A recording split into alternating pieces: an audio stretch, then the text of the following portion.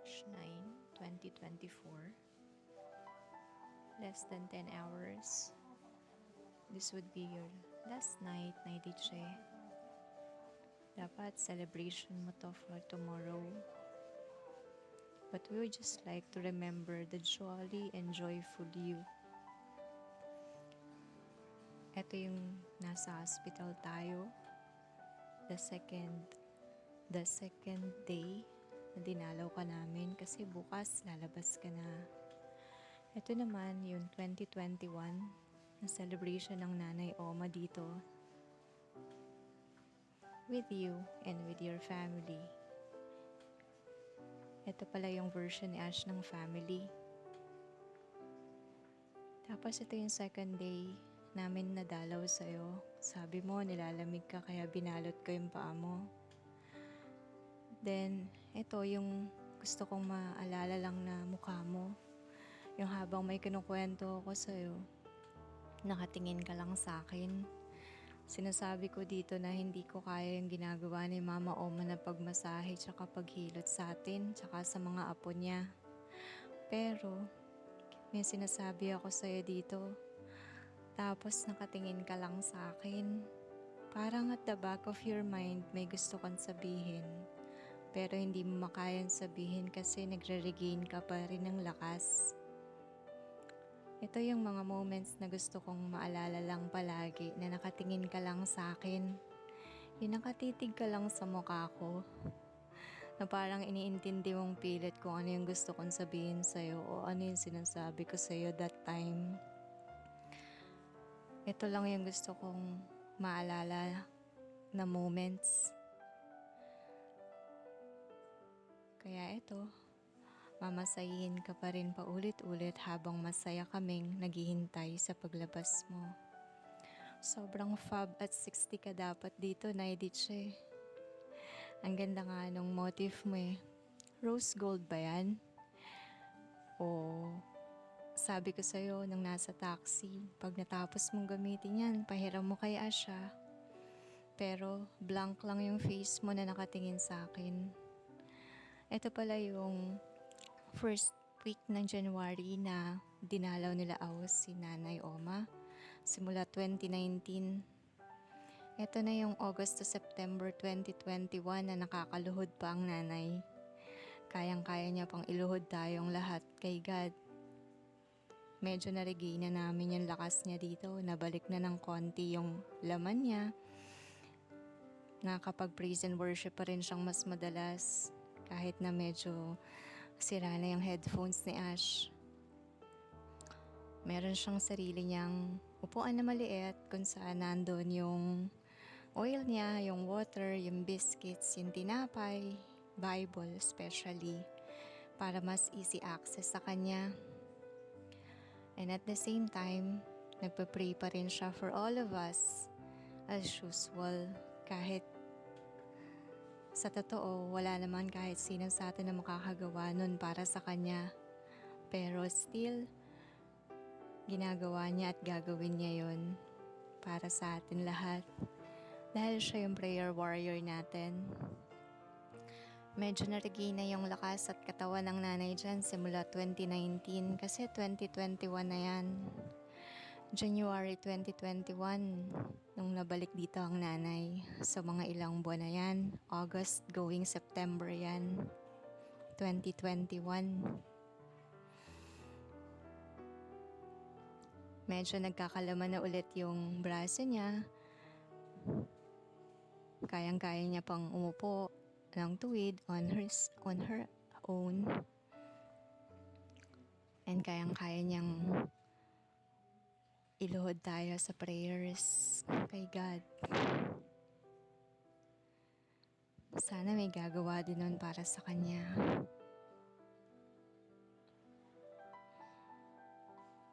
I know na masaya ang nanay at masaya ka rin kasi nakita ka pa rin niya last Sunday. Nakasama ka pa rin niya last Sunday. Ito pala yung May 28, 2022 nung isinama kami ni Ron tsaka ni Joy sa Cavite. Yung first time namin after September 2021 na nakita ang nanay, medyo mas bagsak na yung katawan niya dito and parang meron na rin siyang iniinda. Good morning! Today's Pero Tuesday. para sa'yo, Start naman sa pagtuturo si teacher. Siyempre, palaging kasama ito. At ito, kailangan gamitin. At siyempre, ang pinaka-importante ito, kailangan pagtuturo ay kasamang pagmamahal at pangunawa sa inyong mga estudyante. Bye! that's the ripples of joy and the ripples of kindness that you've shared not just to your students but to us na family mo, na hindi siya. And I will still remember lahat ng kwento ng nanay kung paano inalagaan mo ko at Good pinaglalaba morning. ng lampin when I was If you young. have a dream in life, if you have a goal, don't just say it. Put action on it. Because it is better well done than well said. Have a great Thursday morning. God bless us all. Bye. Live life to the fullest. Enjoy your life. Think positive. Do good. Be good. You lived a well-done life, Naitiche, for sharing your life, your time, your family, your effort, your home. To all of us, especially to us and sa nanay, every time and all the time that we need you. Kuya Bert and lahat kayo sa pamilya. Wala na magsasabi sa akin ng open up ka sis, na kahit wala kaming sinasabi o kunukwento sa iyo o sa inyo, nakikita mo at nararamdaman mo that there's something wrong within. Pero ang maalala ko yung masasayang mukha mo. At alam ko that super proud ang nanay at super love ka ng nanay. Dahil lagi niyang pinagmamalaki kung paanong inaalagaan mo ko noon, pinaglalaba mo ng lampin, kahit nag-aaral ka. And kahit nung ako nga yung may pregnancy checkups, hindi mo alintana yung init after magklase ka. Akit ka pa ng Modesta para samahan ako kasi nag-work si Jopet. I will always cherish and remember that time, Naidiche. Yung moment na umalis ako ng hospital at tumawag ka sa akin, nang sinabi mo, bakit ka umalis? Sabi ko, babalik ako. Bakit hindi mo ko hinintay?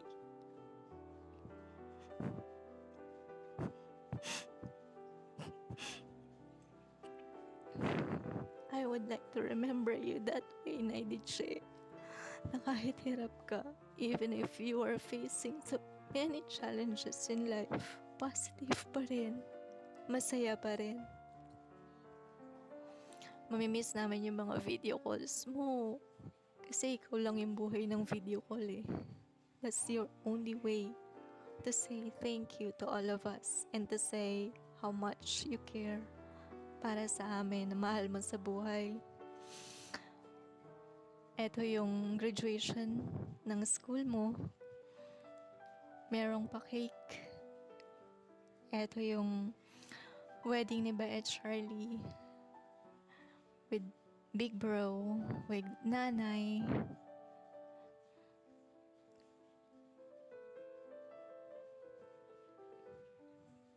And you are with Joy here.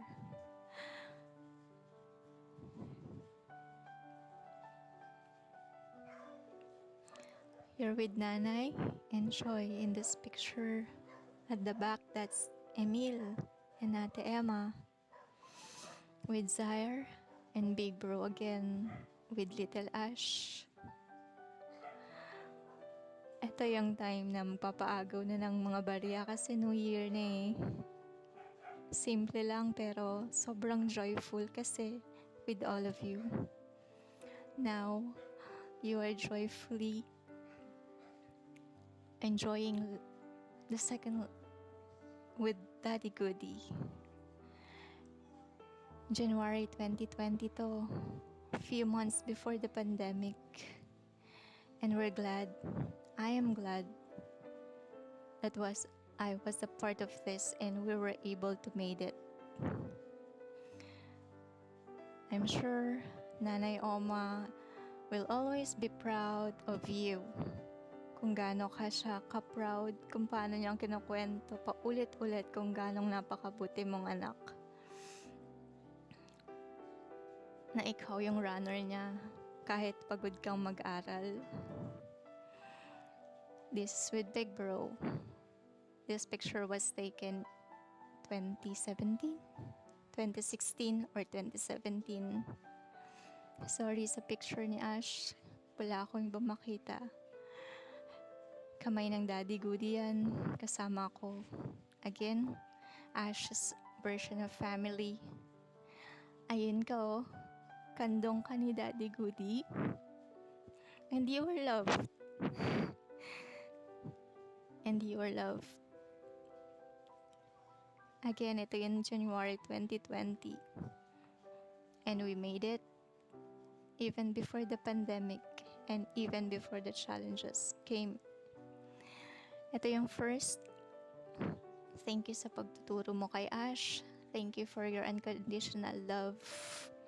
Salamat for inculcating words of kindness and goodness kay Ash na dala-dala niya hanggang ngayon. Kaya ako rin, masaya ako na nagtuturo. Kasi nakuha ko yun sa'yo eh. Hindi ko kasi kayang humanap ng mga tuturuan.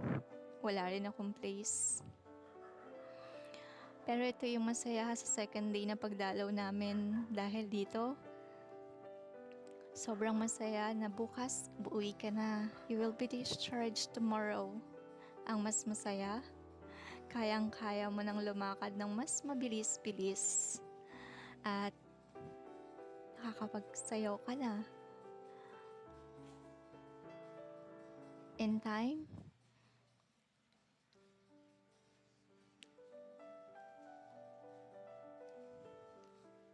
kaya itong damit na to,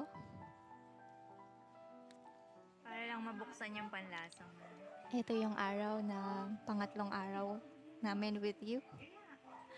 Sobrang masaya kasi nakasama namin ikaw at kasama kami nakapaghatid sa'yo. Ito yung time na tinatanong mo, sinasabi mo na pwede ba akong tumayo? Kasi baka nangangawit ka na. Hindi no, tapos tatakbo kang ganun. I would just like to remember you, your face, your joyful face, like this, Naidiche. Kahit marami ka pang gamot na iinumin ito, running for 1 month pa yun eh. Nabili na yan ni Ao tsaka ni Emil. Sobrang masaya kasi alam ko bababa ako mamaya na malakas ka. Nakakangiti. Sobrang saya din kasi after 2 years and 9 months to be exact, yun din yung value ng 29 nang nawala ka. After 2 years and 9 months, ito yung first na nakaakit ako sa kupang.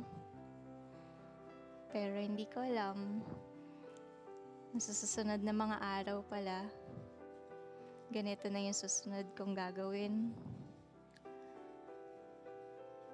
The photos na gagawin ni Chopet ngayon, hindi ito para dito eh.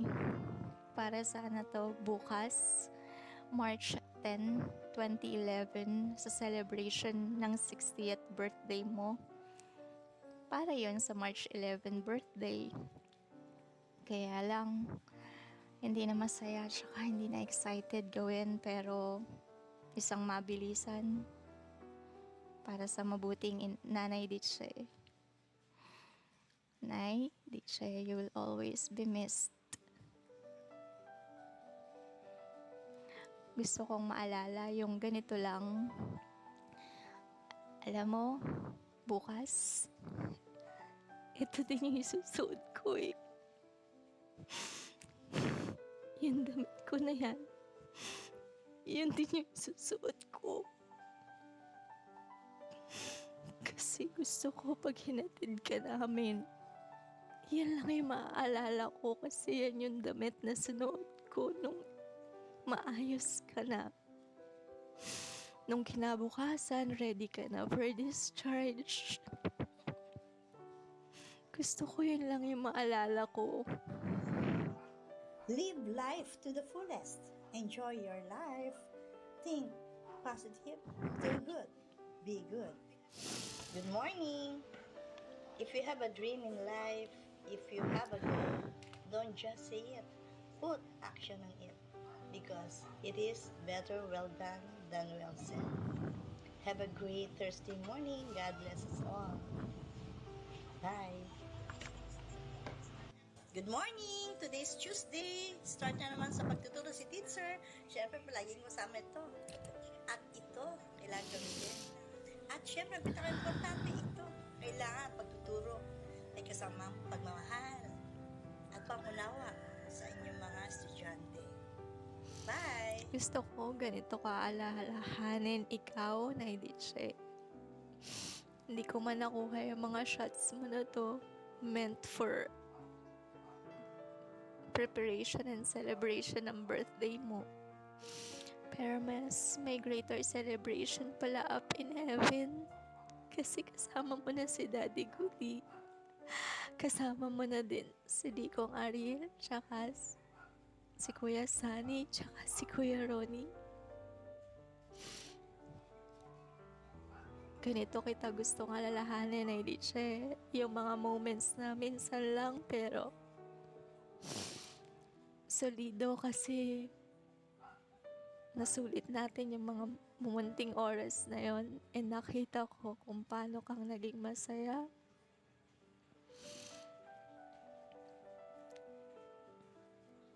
Bukas, paghatid namin sa'yo, yun na yung start.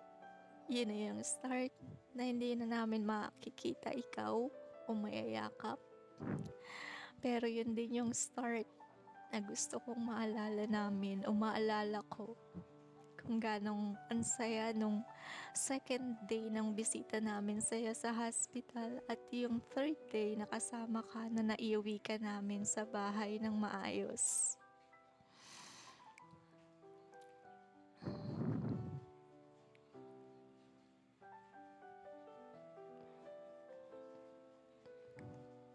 A brave soul, a joyful soul is never be forgotten and will never be forgotten. Salamat, Naidiche. Salamat, Maidi Sasapat.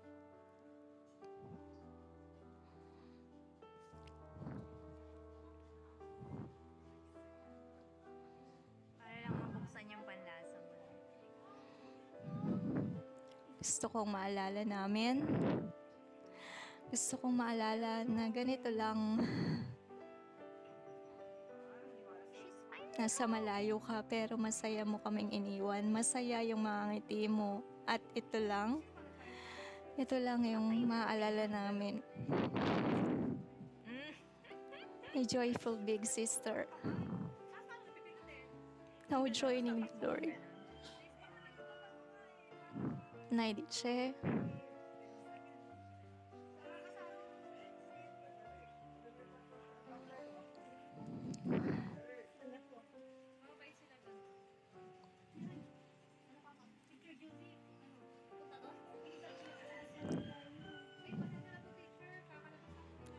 You're just so blessed to have wonderful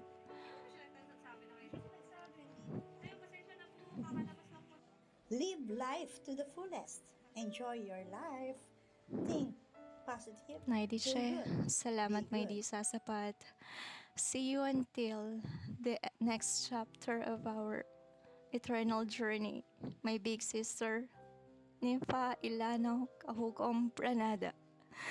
2/29/2024.